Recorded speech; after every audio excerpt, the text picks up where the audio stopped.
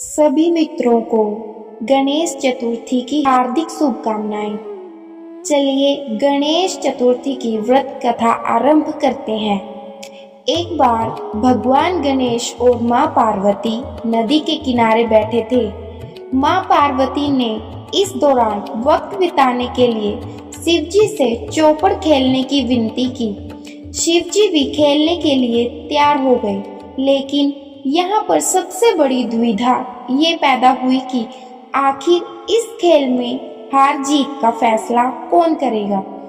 ऐसे में शिव जी ने कुछ तिनके बंटोरे और पुतला बनाकर उसकी प्राण प्रतिष्ठा कर दी।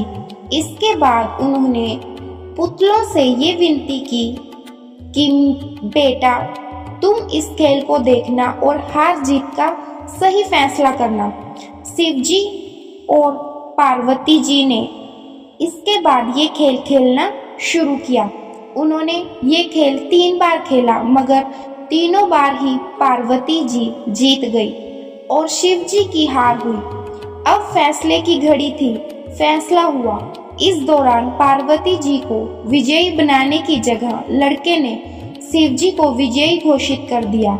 ये नतीजा सुनकर पार्वती जी उखड़ गई और उनको बहुत तेज गुस्सा आया। उन्होंने उनके साथ धोखा करने वाले को श्राप दिया। माँ पार्वती ने बालक को लंगड़ा होने का और कीचड़ में पड़े रहने का श्राप दे दिया। बालक को जब उसकी गलती का एहसास हुआ तो उसने माँ पार्वती से इसकी माफी मांगी। माँ पार्वती ने उसे माफ कर दिया और कहा, 1 वर्ष के बाद इस स्थान पर गणेश पूजन के लिए नाग कन्याएं आएंगी। उनके हिसाब से गणेश व्रत करने से फल प्राप्ति होगी और तुम मुझे प्राप्त करोगे।